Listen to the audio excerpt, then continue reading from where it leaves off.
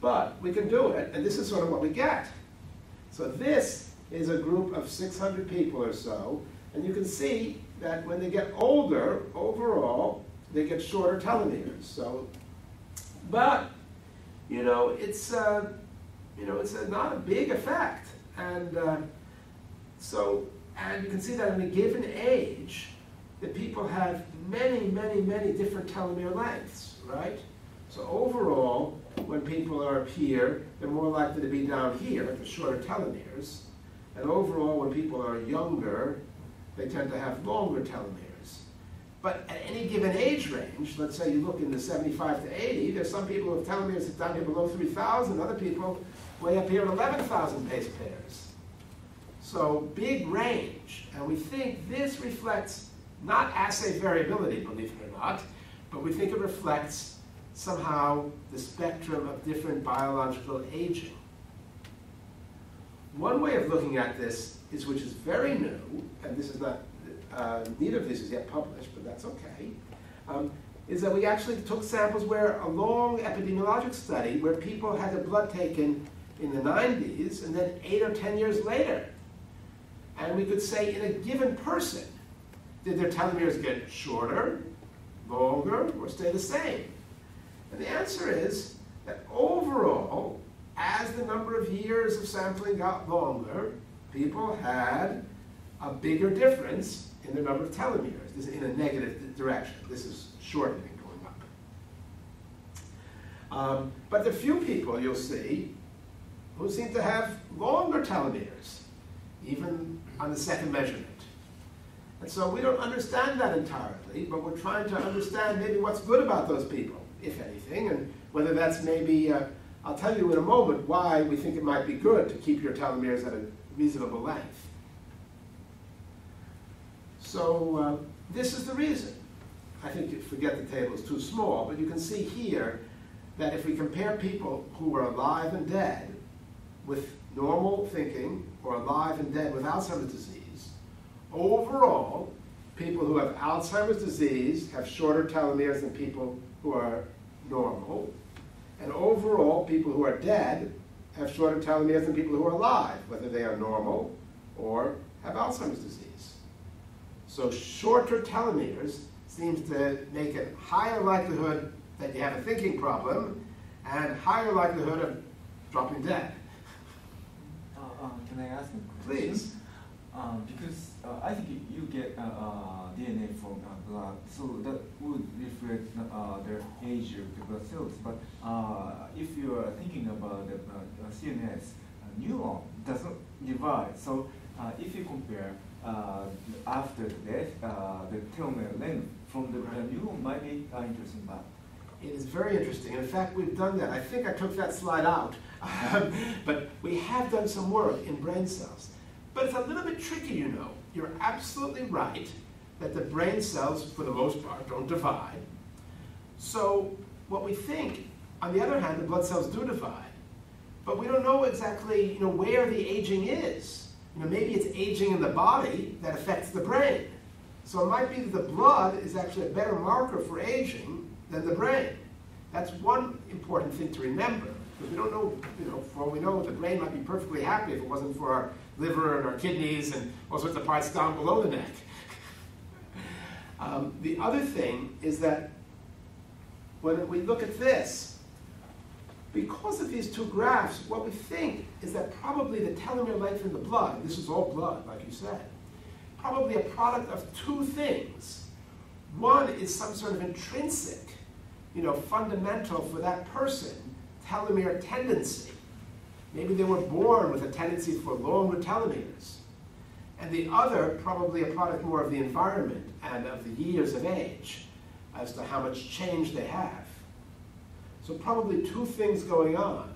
We think if we look at the brain, we might be looking just at the first, at that intrinsic, individual-specific tendency for telomere maintenance. And in fact, we do have some interesting data there, which I think I removed that slide, that in Alzheimer's, that's lower, even in the brain, in 200 brains that we studied. Interestingly enough, in Lewy body disease, it's very preliminary, didn't seem to be lower. So it seemed like maybe Alzheimer's might somehow be more affected by the aging process than Lewy body possibly, but by the telomere measure, but very preliminary. A very important point is that we are looking at blood cells, and that may be the answer here. It may be that these people who got better, maybe they just had something bad happening in their body the first time, and then the second time they were more back to normal. So that is possible. So we are trying to look into that. We don't know how much of the variation has to do with environmental influences and how much to do with genetic influences, which is another area of future study. So this is just another way of looking at the same data. It shows you that the more dementia you are, the more shorter telomeres, the more likely you are to have dementia. And it gets to be a pretty, if you have dementia and have ApoE4 allele, it's even worse. Well, this is actually no dementia, no ApoE4. Of course, ApoE4 is correlated with dementia, so it's a little bit tricky. I think I won't dwell on the details, except to point out that there's a fairly high risk of having dementia from having the shorter telomeres. So that's all I'm going to say about telomere length in aging right now, which is that some persons have longer telomeres than others, and overall older persons have shorter telomeres. Even longitudinally over time, we can show that most people's telomeres get shorter. As I touched upon when we were talking about brain and blood, it may be, and there's good evidence that there's some heritability of telomere length. And it may be a marker for aging. Is it too science fiction to think about an intervention in telomeres?